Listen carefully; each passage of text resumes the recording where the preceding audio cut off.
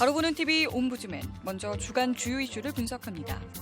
정기국회 첫날인 1일 정세균 국회의장과 새누리당이 정면 충돌했습니다. 정 의장이 개회식 발언에서 우병우 청와대 민정수석과 사드 배치의 문제점을 지적한 것이 발단이 됐습니다. 야당 단독 인사청문회에 이어 여소야대 20대 국회가 시작부터 험난한 여정을 예고했습니다. 롯데가 장남 신동주 전 일본 롯데홀딩스 부회장이 지난 1일 피의자로 검찰에 출석했습니다. 계열사에서 월급 400억 원을 횡령한 혐의는 인정했지만 고의성은 없었다고 밝혔습니다. 한국 일에 관여하지 않으셨다고 하는데 왜 거액의 급여 받으셨습니까? 탈세와 비자금 의혹에 대해 알고 계셨습니까? 검찰은 다음 주 신동주 전 부회장을 재소환하고 롯데 핵심 임원들을 추가로 조사한 뒤 신동빈 회장의 소환 조사 일정을 조율할 방침입니다. 브라질 역사상 첫 여성 정상인 지우마 호세프 대통령이 결국 탄핵을 당하며 대통령직에서 물러났습니다. 호세프 탄핵으로 브라질에는 14년 만에 우파 정권이 등장했습니다. 서울시가 지하철 출구 인근 흡연을 대상으로 집중 단속에 나선 첫날인 1일. 시내 곳곳에서 86건이 발견돼 과태료 850만 원이 부과됐습니다. 지하철 출입구 10m 이내에서 담배를 피우다 적발되면 최대 10만 원의 과태료를 내야 됩니다.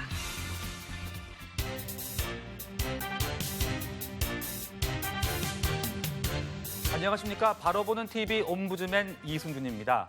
지난주에도 연합뉴스TV에서는 국내외 각 분야의 다양한 뉴스를 신속하게 전했는데요. 오늘은 뉴스 포커스, 뉴스 현장 1사 라이브 투데이를 살펴본 김혜림 시청자 평가원의 의견 함께 하겠습니다. 먼저 뉴스 포커스에 대한 모니터 내용부터 만나보시죠.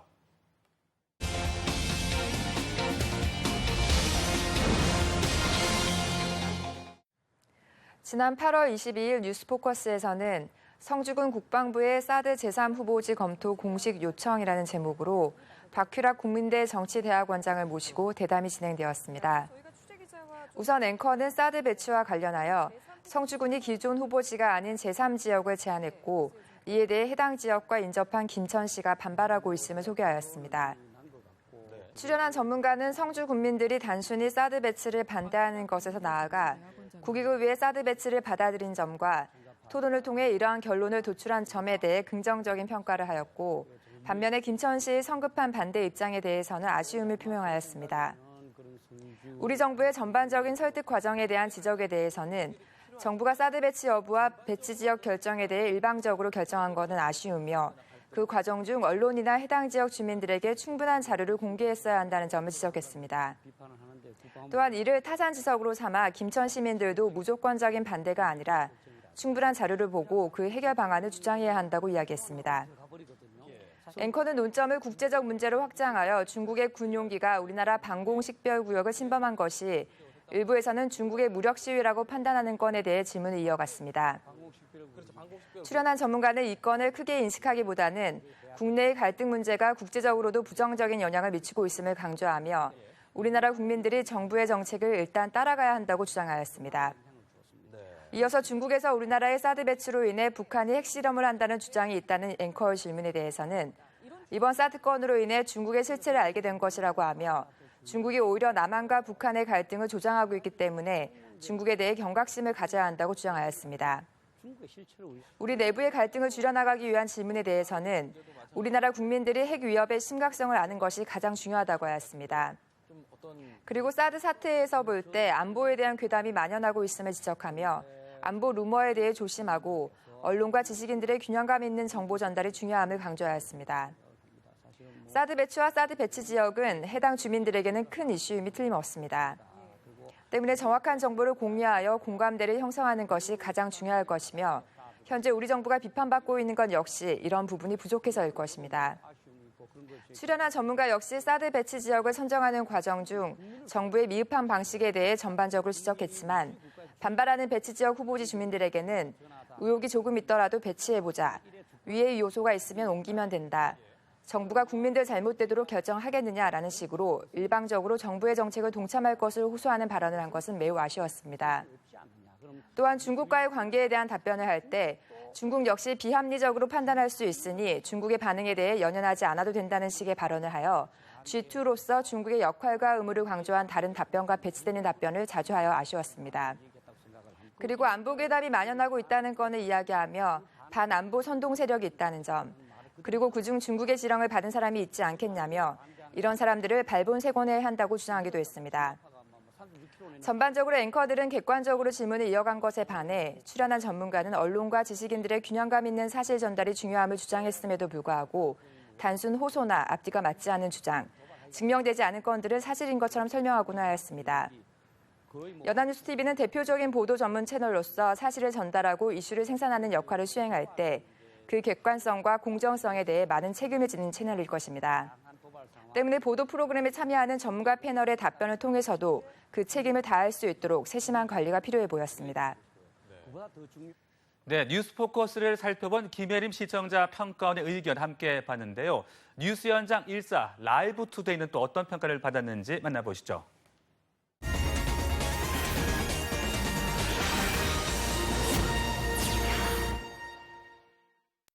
8월 24일 뉴스 현장 1사는 최근 발생하고 있는 전염성 질병을 주제로 콜레라 C형 감염, 식중독, 정부 방역망 비상이라는 제목하에 전병률 차의과대학교 의학전문대학원 교수를 모시고 진행되었습니다.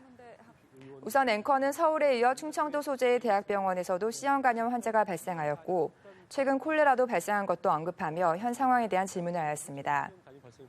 출연한 전문가는 지난 2월 서울 동작구에 있는 현대의원이 일회용 주사기를 재사용하는 것 같다는 공익신고가 들어온 것을 시작으로 조사가 진행되었다고 설명했습니다. 보건당국이 해당 의원의 개설 기간인 2006년부터 2016년까지 약 3만 명을 대상으로 조사를 했고 그중 508명이 C형 감염에 감염된 것으로 나와 평균치의 10배 높은 비율임을 발견했다고 말했습니다. 또한 서울에 이어 충청도 소재의 대학병원에서도 2명의 환자가 발생했다고 설명했습니다. 지난 6월 현대의원의 환자들 중 508명이 감염된 것을 확인했다고 하는데 보건당국이 늑장 대응을 한 것은 아닌지에 대한 질문에 대해 출연한 전문가는 일반적으로 조사 기간이 2, 3개월이 소요되지만 C형 감염 발병률이 높음을 발견했다면 그 즉시 발표를 했어야 한다고 주장했습니다. 이어서 전문가는 C형 감염 자체에 대한 설명으로서 혈액을 매개로 한 감염병으로 주사바늘, 문신, 성행위, 임산부 수직 감염 등으로 전파된다고 하였습니다. 증상으로는 피로감과 권태감 등만이 있어 쉽게 발견되기 어려워 통상적으로 다른 검사 시 우연히 발견되는 경우가 많다고 하였습니다. 일회용 주사기 재사용에 대해서는 관련 법률이 존재하며 이는 면허법 취소에 해당된다고 설명하였습니다. 그리고 치료제를 주사기에 미리 넣고 있는 것도 맞지 않으며 환자가 있는 상황에서 바로 개봉하고 주사기를 사용해야 한다는 설명과 함께 동네 의료기관들이 비급여 항목 시술을 위해 마늘주사, 배곡주사 등을 제공하고 있는데 여러 가지 약물을 섞는 과정에서 C형 감염에 오염되어 감염되는 경우도 있다는 사실도 전하였습니다. C형 감염 백신 및 치료법에 대한 질문에 대해 출연한 전문가는 B형 감염과 달리 C형 감염은 현재 백신이 없기 때문에 예방을 철저히 해야 함을 강조했습니다. 그리고 건강보험 적용으로 인해 과거 1억 원에 해당하는 치료비가 발생했던 것에서 본인 부담금이 120에서 500만 원으로 낮춰졌다는 점을 소개하였고 의료기관의 부실로 인한 감염 시 의료분쟁중재원에 신고하여 절차를 통해 비용 지원을 받을 수 있음을 설명해 주기도 하였습니다. 이어서 앵커는 최근 발생한 콜레라에 대한 건으로 질문을 이어갔습니다. 출연한 전문가는 우리나라에서 15년 만에 콜레라가 발생하였다고 하며 59세 남성이 8월 초 남해안 여행 중 회를 먹고 설사 증상이 있어 의료기관의 검사를 통해 콜레라 감염이 확인되었다고 설명하였습니다. 현재는 당시 동행한 가족과 지인들을 대상으로 조사가 진행 중이기 때문에 추이는 지켜봐야 할 것으로 설명했습니다. 이어서 전문가는 콜레라가 과거에는 사망자가 많았으나 현재 치료가 가능하여 사망자가 발생하지는 않고 있다는 설명과 함께 이번 건의 감염 경로에 대해서는 해수면 온도 상승으로 콜레라균이 증식했을 것으로 예상하였습니다. 그리고 최근 식중독, 수족구병이 유행하고 있는 것에 대한 질문에 대해 폭염도 일부 원인이 될 수 있지만 메르스 이후 감염병 신고율이 높아진 것도 원인으로서 설명하였습니다. 전체적으로 의학 전문가를 모시고 진행된 대담으로써 최근 발생한 감염병에 대한 설명과 함께 현황을 상세히 설명해 주어 유익한 시간이었습니다. 반면에 증상이 발생될 때 즉각적인 신고와 함께 개인 위생을 철저히 하라는 일반적인 조언으로 마무리한 것은 조금 아쉬웠습니다. 작년 메르스 이후 보건당국의 대처에 대한 불신과 감염병 확산에 대한 우려가 커진 상황입니다. 때문에 C형 감염, 콜레라 등 최근 발생하고 있는 감염병들의 감염 경로에 대해 그래픽 화면 등을 통해 조금 더 명확히 설명해주고 이에 대한 보건당국의 대처 방안, 그리고 각 개인들이 개인 위생을 더욱 철저히 할 수 있는 예시를 함께 제시해 주었다면 더욱 유익한 시간이 되었을 것으로 보입니다. 8월 26일 라이브 투데이에서는 롯데그룹 2인자 이인원, 검찰 조사 앞두고 자살이라는 제목으로 연합뉴스TV 보도국 김종수 기자가 출연하여 속보로 들어온 사건에 대해 상세히 전달해 주었습니다. 우선 앵커는 사망한 이인원 부회장이 어떤 인물인지에 대해 질문하였고, 출연한 기자는 이인원 부회장은 롯데그룹 정책본부의 수장으로서 롯데그룹의 2인자라고 소개하였습니다. 검찰의 롯데그룹 조사가 진행 중으로 이인원 부회장이 오늘 소환될 예정이었던 것은 그가 롯데그룹의 주요 내용을 알고 있는 핵심 인물이라는 점이라고 하며, 이번 소환이 지금까지의 조사를 최종 확인하는 절차였고 수사를 확장하기 전 마지막 단계였으나 그 단계가 비계되어 검찰 수사에 난항이 예상된다고 하였습니다. 방송 당시에는 유서가 발견되지 않았기에 타살 가능성에 관한 질문에 대해 기자는 기업이나 재벌 총수가 검찰 조사로 인해 스스로 목숨을 끊는 전례가 있고 이인원 부회장이 롯데그룹 조사에 열쇠를 쥐고 있는 상황에서 심적 부담이 컸을 것을 추측하기 때문에 타살일 가능성은 크지 않다고 하였습니다. 이어서 앵커는 이인원 부회장의 사망을 다시 언급하며 롯데그룹에 대한 조사를 전체적으로 정리해달라거나 이인원 부회장 사망 사건에 대해 다시 정리해달라, 중요한 문제이므로 사건에 대해 다시 한번 정리해달라라며 앞서 언급한 내용에 대해 반복적인 질문을 하였고 출연한 기자 역시 비슷한 답변을 반복하였습니다. 프로그램 진행 중 새로 들어온 소식으로서 이인원 부회장의 유서가 발견되었다는 소식을 추가 전달한 건 외에 앞으로 검찰 조사가 어떻게 진행될지와 황각규 사장, 이인원 부회장의 인물 소개에 대한 내용, 신동빈 회장의 입장 표명 가능성 등에 대해서만 간략히 언급하고 마무리되었습니다. 오전 8시부터 9시 25분까지 진행하는 라이브 투데이의 시간에 조금 앞서 8시 20분 연합뉴스를 통해 최초 보도된 사망 사건이기에 심층 보도를 위해 충분한 준비 시간이 부족했을 것입니다. 그러나 전체적으로 20여 분의 시간 중 10분 이상을 앞서 질문한 내용을 반복적으로 질문했던 것은 그동안 전문가 패널이나 기자들의 대담을 통해 이슈를 심층적으로 분석했던 라이브 투데이의 성격과는 달랐습니다. 또한 이인원 부회장의 사망을 조사 결과가 나오기도 전에 자살이라고 단정하고 보도한 점 역시 개선되어야 할 점으로 보였습니다. 프로그램 진행 중 유서가 발견되었다는 점을 추가 보도할 정도로 현장 조사가 완료되지 않은 상황에서 해당 사건을 정황상의 이유로 자살로 추정한 점은 언론의 객관적인 보도를 벗어난 것으로 보였습니다. 사건의 결과가 나오기 전까지는 사망 사건으로 보도하고 분석상 자살로 보인다고 설명하는 것이 더 바람직해 보였습니다. 속보에 대해 보도할 시 잘못된 내용이 전달될 가능성이 크므로 더욱 세심한 접근 방식이 필요해 보인 시간이었습니다.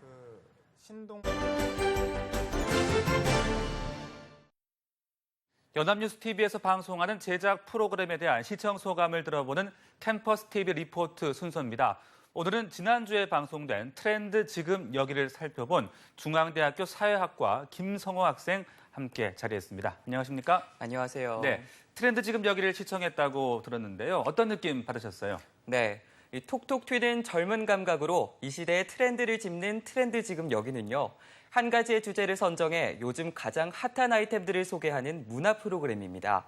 프로그램을 보면서 시대를 관통하는 최신 유행을 익힐 수 있었고 또 저도 이 트렌드에 얼른 함께하고 싶은 마음이 들었습니다. 네, 그럼 지난 방송분에 대한 모니터 내용 전해주시죠. 네, 하루에 400인분, 관람은 1시간, 달빛 기행에는 오로지 150명만. 정해진 숫자만 들어도 심장이 쫄깃쫄깃해지는데요. 이번 한정 판매 줄을 서쇼 편에서는 특정 고객, 기간, 정해진 수량으로 사람들의 마음을 동요하는 아이템들을 소개했습니다. 먹거리부터 볼거리까지 선택받은 사람들이 어떻게 즐겼는지 자세한 모니터 내용 지금부터 전해드리겠습니다.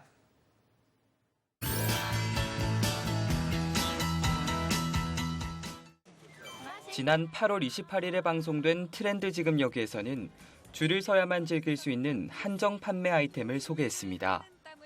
하루에 400인분만 내놓는 갈비부터 150명만 즐길 수 있는 창덕궁 달빛 기행까지 먹거리부터 볼거리까지 선택받은 사람들만 즐길 수 있는 아이템들이 신선하면서도 흥미로웠습니다.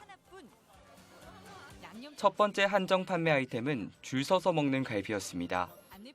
가게 앞에 늘어선 행렬과 땀 흘리는 모습, 그리고 사람들이 서서 먹는 모습까지 다소 어리둥절한 장면들을 초반에 보여주면서 시청자들의 흥미와 궁금증을 유발했는데요. 맛있게 구워지는 갈비의 모습을 가까이에서 보여줘 침샘을 자극했습니다. 화면 중간에 적재적소에 배치된 멘트와 자막 때문에 보는 내내 흥미로웠는데요. 특히 갈비가 익어가는 모습을 보여줄 때 지글지글거리는 소리와 함께 직접 자막으로 표현해주니 갈비의 향과 맛이 실제로 느껴지는 듯 했습니다.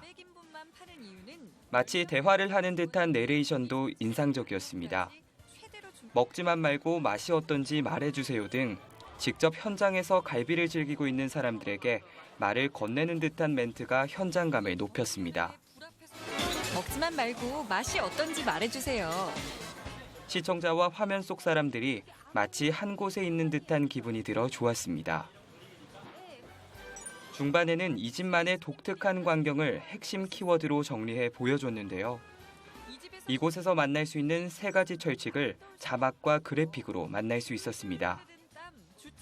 친절한 핵심 키워드로 인해 이 집에 대해 쉽게 이해하고 편안하게 시청할 수 있었습니다. 다양한 사람들의 인터뷰도 인상 깊었는데요. 갈비의 맛을 넘어 공간에 대한 생각 등 다채로운 의견을 들을 수 있어 좋았습니다.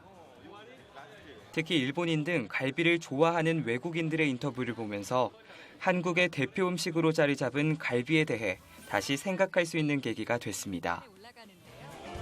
お肉がとても美味しい。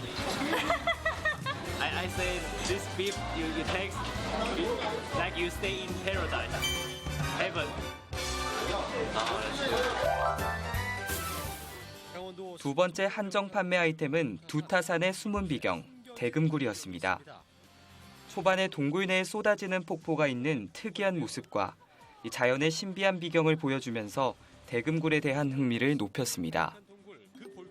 현장 매표를 통해 사전 예약 없이는 입장할 수 없는 대금굴의 모습도 보여줬는데요. 제작진이 직접 매표를 시도하는 모습을 보여줘 현장감을 살릴 수 있었습니다. 지금 현재는 예약이 꽉 차 있어서 현재는 자리가 없습니다. 자리가 없다고요? 특히 사전 예약을 하지 못해 관람을 포기한 사람들의 인터뷰를 보여줘 대금굴 관광을 하지 못한 것에 대한 아쉬움을 피부로 느낄 수 있었습니다.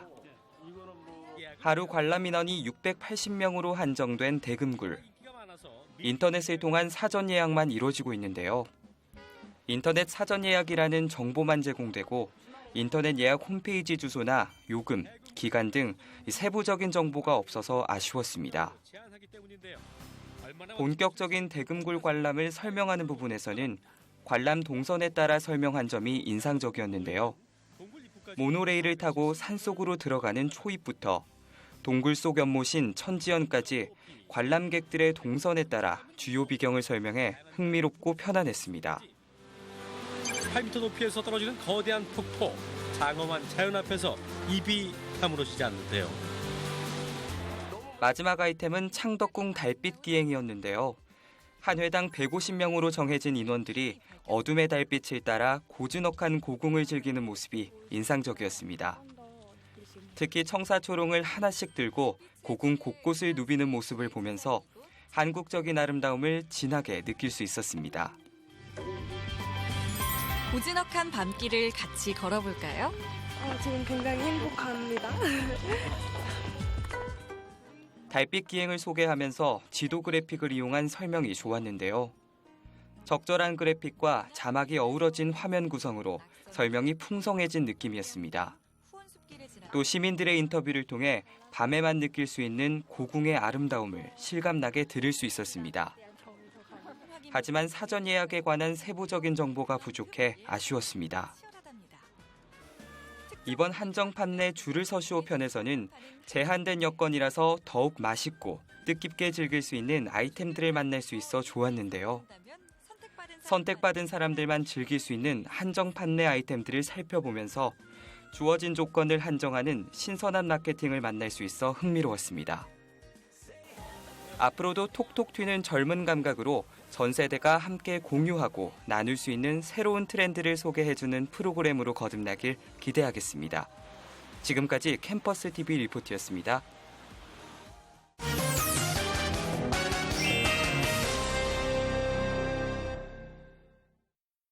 북한이 8월 24일 오전 5시 30분쯤 함경남도 신포 인근 해상에서 잠수함 발사 탄도미사일, 이른바 SLBM 한 발을 동해상으로 시험 발사했다고 밝혔습니다.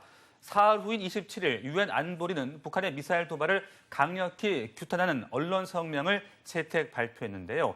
오늘 TV와 비평 시간에는 북한의 잠수함 발사 탄도미사일 시험 발사와 관련해 국내외 언론들은 어떻게 보도했는지 자세하게 살펴보겠습니다. 동아방송예술대 방송보도제작계열 정은희 교수 나와 계십니다. 안녕하십니까? 안녕하십니까? 네, 북한의 SLBM 발사로 우리 정부도 신속히 국가안전보장회의 NSC 상임위원회를 소집해 북한군의 동향을 점검했는데요. 네. 우리 언론 관련 보도 어떻게 했는지 전해 주시죠. 네, 또 한 번 깜짝 놀랄 소식이었습니다. 잘 아시다시피 북한이 24일 동해상에서 잠수함 발사 탄도미사일을 시험 발사했습니다.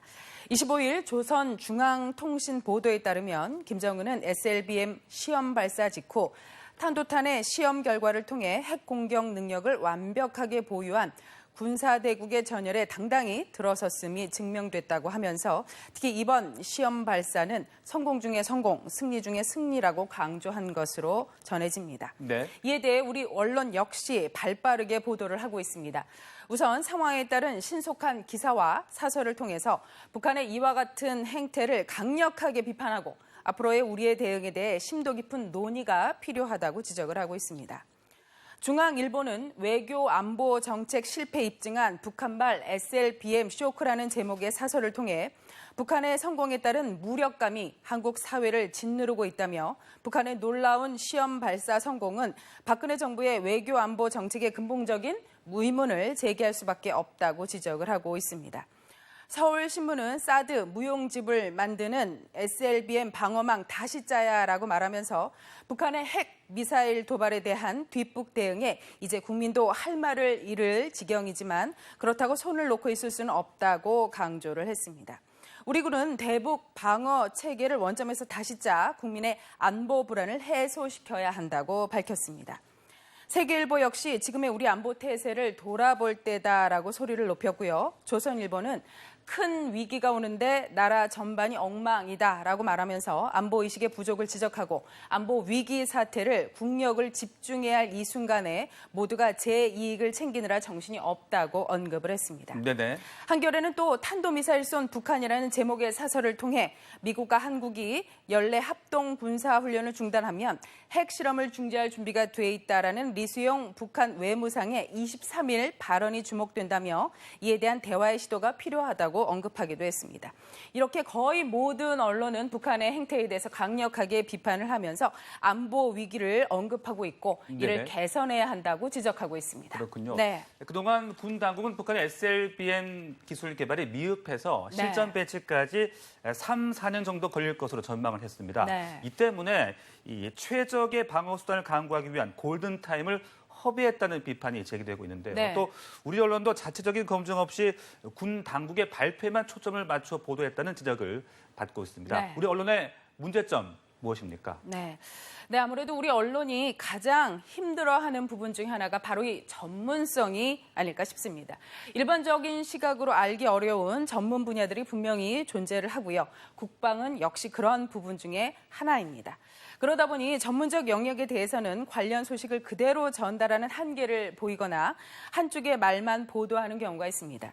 특히 국방의 문제는 우리의 안보, 국민의 생존과 관련된 문제로 매우 민감하고 심각합니다. 네. 이에 대해 여러 전문 인력을 보강하고 자문을 구해서 상황을 다양한 시선으로 바라본다면 보다 공정하고 정확한 보도를 하는 데 기여할 수 있지 않을까 싶습니다. 여기에 사안을 냉정하게 바라보는 시선을 가지고 있다면 더 좋은 보도 행태를 나타낼 것입니다. 네. 북한의 SLBM 전력화는 북한 핵에 대한 국제사회의 근본적인 인식 전환을 요구를 하고 있습니다. 네. 미국과 일본은 물론이고요. 중국과 러시아도 똑같이 고민해야 될 국제사회의 난제가 될 수밖에 없을 텐데 네. 한반도를 둘러싼 주변 국가의 반응과 또 해당 국가의 언론 보도에 대해서도 짚어주시죠. 네. 이번 북한의 시험 발사 성공을 밝히면서 유엔 안보리를 비롯한 각국이 긴장된 반응을 보이고 있습니다. 유엔 안전보장이사회가 북한의 이번 발사를 규탄하는 성명을 27일 만장일치로 채택을 했었죠. 안보리는 이날 성명에서 그간의 북한 탄도미사일 발사에 대해 안보리 회원국들은 이를 강력하게 규탄한다면서 이런 발사는 북한이 유엔 안보리 결의에 따른 국제적 책무를 심각하게 위반하는 것이라고 언급하고 북한은 안보리 결의를 온전히 이행할 것을 촉구하고 있습니다. 이번 성명은 5개의 상임 이사국을 포함한 15개 이사국이 합의한 것이며 올해 안보리가 북한의 군사 도발을 규탄하는 성명을 채택한 것은 무려 7번째가 됩니다. 네. 미국 역시 이런 북한의 행위를 강도 높게 비판하고 이를 제재하기 위한 중국의 역할을 강조했습니다. 미국 주요 언론들도 이러한 과정을 일제히 보도를 하고 있고요. 또 주변국 중에 아베 신조 일본 총리는 북한의 이번 발사와 관련해서 용서하기 어려운 폭거다라고 비판을 하면서 미국과 한국을 비롯한 국제사회와 긴밀히 연대하면서 의연하게 대응하겠다고 말한 것으로 알려졌습니다. 일본 언론들 역시 이번 사건을 긴급 보도를 했는데요. 그중 아사히 신문은 북한이 또다시 이런 발사 시험을 강행한 데에 대해 실전 배치를 위한 개발과 국제사회를 견제하는 목적도 있는 것으로 보인다고 분석을 하고 있습니다. 네. 중국의 반응은 북한의 이런 발사에 대해 사태를 더욱 긴장시키고 복잡하게 하므로 바람직하지 않다면서 관계 각국이 자제하기를 바란다고 언급한 것으로 알려져 있습니다. 중국 관영 신화통신 등 주요 중국 언론들은 이번 사건을 신속하게 보도를 하면서 이번 시험 발사가 이 한미 연합 훈련 후 시작된 것으로 이루어져 있고 일본 방공 식별 구역에 떨어질 정도로 관련 기술이 진전됐다고 언급을 하고 있습니다. 네네. 이 밖에 주요 외신들은 이 늘어난 비행거리와 기술 진전에 주목을 좀 하고 있습니다.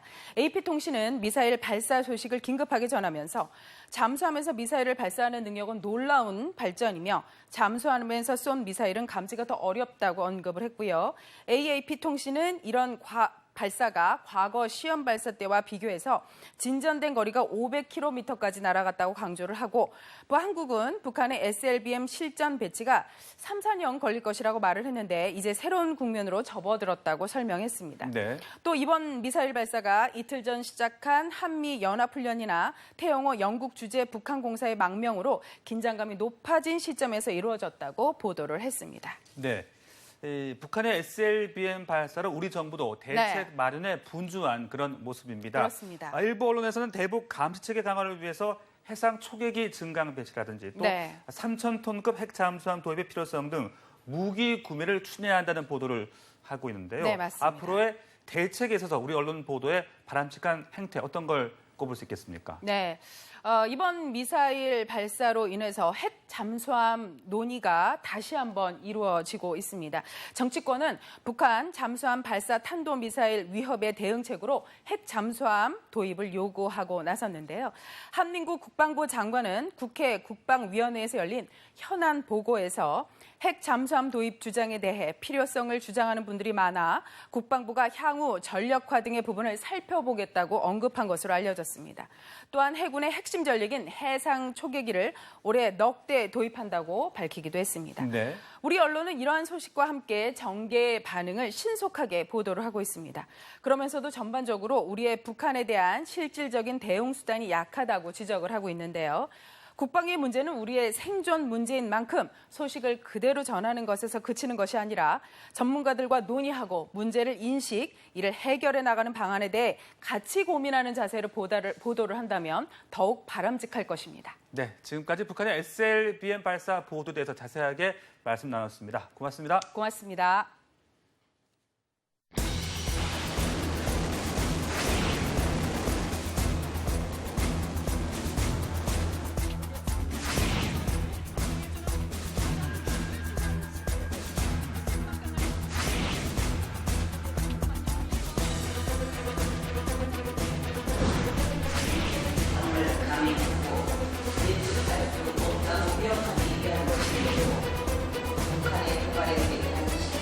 북한 정권이 계속 주민들의 극심한 민생고는 외면한 채 오로지 핵 미사일 능력 고도화만 추구한다면 더욱 엄중한 제재와 외교적 고립만을 초래함으로써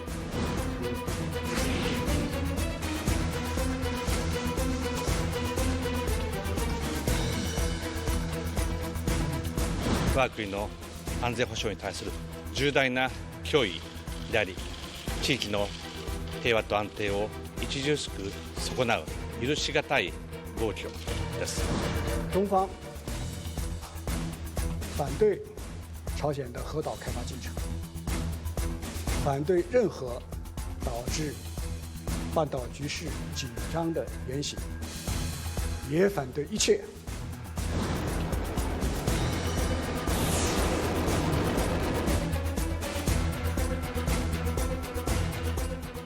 저희 제작진은 언제나 시청자 여러분들의 다양하고 소중한 의견을 기다리고 있습니다. 방송을 보고 느낀 소감을 전화나 시청자 게시판 그리고 SNS로 보내주시기 바랍니다. 바로 보는 TV 옴부즈맨 오늘 방송은 여기까지입니다. 함께해 주신 여러분 고맙습니다.